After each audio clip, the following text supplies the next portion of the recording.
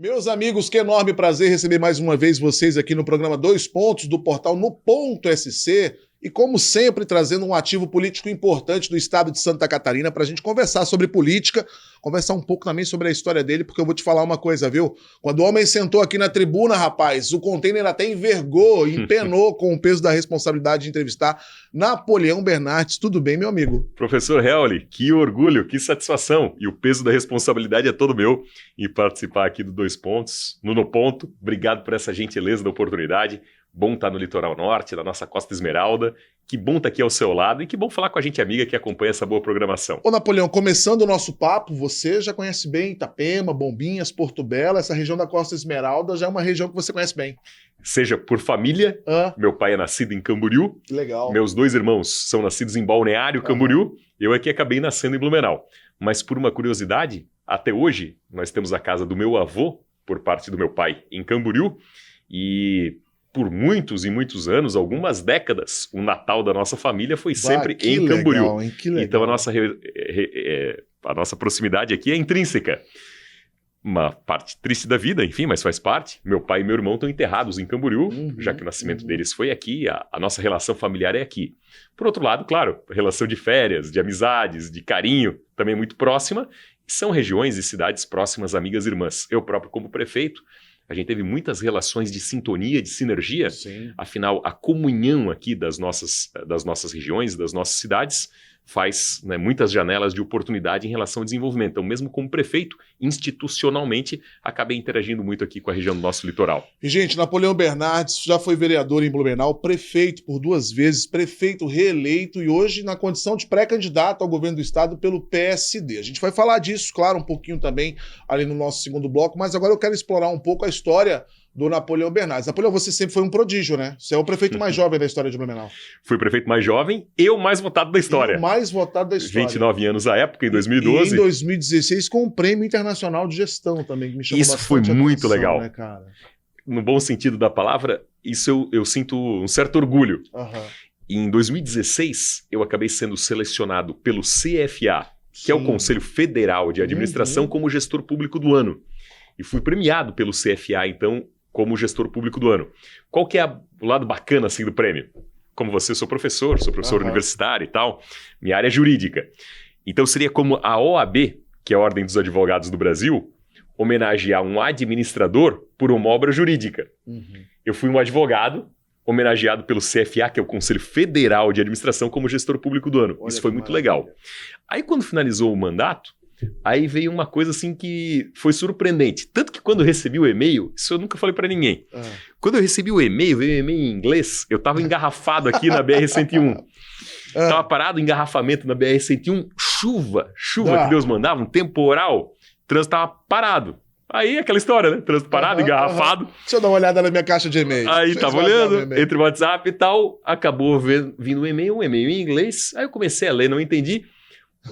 Me chamou a atenção, parei no acostamento. Mas do engarrafamento, que aquele troço tinha que ler. Porra, era um e-mail do Banco Mundial, convidando para ser o conferencista de abertura de um fórum global sobre integridade e governança, promovido em Washington, na sede do Banco Mundial, e a minha responsabilidade seria ser o conferencista de abertura. Meu Deus. Era um fórum que reuniu líderes, professores, acadêmicos, pesquisadores, de todo o mundo, lá na sede do Banco Mundial em Washington. Então, palestrar em inglês na sede do Banco Mundial em Washington foi uma grande responsabilidade e que, claro, é um motivo assim, de muito orgulho para todos nós. Afinal, era um brasileiro ali nos representando e falando sobre essa nova visão de gestão pública. Que você conseguiu efetivamente implantar no tempo que você ficou ali na prefeitura de Blumenau, né, Napoleão? Foi um certo... Eu tenho certeza absoluta que quando você se programa para ser prefeito, muita coisa está dentro do planejamento, mas muita coisa vai sendo construída ao longo da sua gestão. Se você tivesse que elencar para a gente hoje, Napoleão, qual foi o seu grande legado à frente da prefeitura de Blumenau, o que você escolheria? Sr. Raul, sempre... A administração pública, eu sempre digo um negócio que é muito curioso. Prioridade na administração pública é um negócio muito relativo. É verdade. Por quê? Porque cada cidadão vê na sua necessidade o que deveria ser a prioridade absoluta. Então é um paradoxo, é contraditório, mas prioridade na administração pública é relativo. Então, por exemplo, eu poderia dizer aqui sobre legado. foi na minha gestão que a gente empreendeu o maior programa de obras estruturantes de toda a história de Blumenau. Pô, é um legado a ser referenciado. Sem dúvida. Mas talvez eu destacaria como maior legado algo que está no intangível. Porque é uma questão de cultura e é uma questão de visão e acaba sendo um meio para a gente chegar lá, que foi essa visão da transparência. Né? E hoje está na moda falar disso, né? Sim, mas eu fui prefeito em 2013. Sim. E você pegou aquela onda 2013, 2014 com o povo na rua buscando essa transparência, buscando esse combate à corrupção. E a gente conseguiu então empreender um volume importante de ações e iniciativas focadas nessa questão da transparência, que nos permitiu, por exemplo, palestrar pelo Brasil nos observatórios sociais, que são instrumentos da sociedade civil, justamente para essa promoção da cultura da transparência no serviço público. Então, para mim, essa questão de ter levado a cabo, né, um programa arrojado, ousado, inovador de transparência, quando isso nem era um paradigma, né? Quando isso era outro tempo, era outra cultura, então ter implementado isso foi importante. Mas eu sempre digo o seguinte, não por um fim em si mesmo, porque daí não serve para nada, como um meio para gerar resultado. Então, na minha visão objetiva, transparência é um meio, é o caminho, é um instrumento para a gente chegar na eficiência, que é a razão de ser. Sim. Porque com eficiência daí a gente consegue ter entrega para fazer o maior programa de obras da história, como eu mencionei, e para fazer programas de sensibilidade humana. Um exemplo que eu sempre dou como cartão de visita nesse ponto, a gente teve lá em Blumenau o maior investimento da história do Brasil no chamado Paradesporto. Você trabalha muito com educação e eu sempre gostei muito do esporte como um instrumento também, como enfim, pedagógico até, claro, né? Sem dúvida. Desencadeia virtudes, só tem vantagem. É verdade. Eu falava com muito orgulho sobre a iniciação esportiva que a gente tinha em Blumenau. Até que um dia me pegaram no contrapé, né, uma professora me encontrou no corredor da prefeitura e falou, pô, prefeito, você fala com tanto orgulho aí, né, dos jovens, estudantes e tal, da iniciação esportiva. Você, pô, agora vem o elogio, né? Falei, claro, falo com orgulho, sim, é uma riqueza isso para nós e tal. Aí ela, pois é, prefeito. E quando vem nesse tom, pois é, prefeito, você já sabe. É porque vem a crítica, né? Aí eu falei, sim, mas o que houve? Ela, e os alunos deficientes, como é que fica? Olha... Aí, isso foi em 2013. Sim. Falei, boa pergunta. Como é que fica? Aí eu devolvi. Falou, pois é, não tem. Falei, e sabes como fazer? Falei, eu tenho um programa para isso. Falei, ó, então toca a ficha. E aí eu brincava que na prefeitura a palavra toca a ficha era a palavra mágica, era a senha para fazer acontecer. Trabalha. Em resumo, o maior programa do Brasil de paradesporto, independente de rede. Para nós, pouco importa se é da rede municipal, estadual ou particular. Perfeito. Todo mundo tem que ter igualdade de oportunidades. Hoje esse programa é referência nacional. Essa moça hoje é a secretária nacional do Paradesporto do governo federal. Um programa que começou lá com a gente num toca-ficha num corredor de prefeitura. Então isso é o que eu quero dizer com transparência. Transparência é um negócio intangível, né? Agora, não, transparência como meio para gastar menos, para ser mais eficiente, para gerar mais resultado, para dar musculatura na capacidade de investimento, para fazer diferença de verdade concreta na vida das pessoas, aí sim, esse é o caminho. Olha, na manhã de hoje estamos conversando com o Napoleão Bernardes, ele que é pré-candidato do PSD ao governo do estado de Santa Catarina no próximo ano de 2022 e fazendo esse papo muito interessante sobre a trajetória do Napoleão até aqui. Mas eu vou jogar uma casca de banana para ver se ele escorrega aqui. Toca a ficha, coração Napoleão, aberto. A gente está assistindo nesse momento muitos prefeitos em segundo mandato buscando uma pré-candidatura ao governo do estado. Então a gente tem Fabrício Oliveira aqui em Balneário Camboriú, a gente tem o Jean Loureiro lá em Florianópolis, o próprio João Rodrigues, que ainda está no teu partido, o Juarez Ponticelli, o Antídio Lunelli, enfim, são prefeitos em segundo mandato, pleiteando a condição de pré-candidato às eleições do próximo ano. E você teve essa oportunidade em 2018. Você também estava no seu segundo mandato, aproveitou aquela janela das eleições e foi vice-candidato, ou candidato a vice, na chapa do Mauro Mariani. Hoje, analisando 3 anos depois, poderia ter arriscado um pouco mais? Professor, a gente, olhando em retrospectiva, é sempre mais fácil de analisar, né? A gente tem que analisar com o sentimento do momento, né? Exatamente. Mas, até recapitulando aquele momento, eu, ao renunciar ao mandato, o que eu vislumbrava ali não era a candidatura ao governo, era ao Senado. Sim. Então, o meu foco, a minha ênfase, a minha disposição, o que a sociedade de Blumenau também me encorajou, a sociedade do Vale do Itajaí, da nossa Foz, me encorajou à época, foi uma candidatura ao Senado, eram 2 vagas. É verdade. Havia esse sentimento é verdade. Incipiente da ideia de renovação. Eu tinha 35 anos de idade à época. Eu vinha emendando um mandato de vereador e 2 de prefeito. Então, sabendo onde o calo aperta, em termos de pacto federativo, essa sacanagem do dinheiro que vai e não volta, a minha formação jurídica e a minha visão jurídica para fazer no Congresso aquilo que o Congresso deve fazer, que é uma legislação eficiente, né, simplificando-a, desburocratizando, tornando o Estado mais leve. Então eu vim embalado por uma candidatura ao Senado. O plano A, B e C era a candidatura ao Senado. Eu passei numa convenção partidária com mais de 3 mil pessoas para ser candidato a senador. Verdade.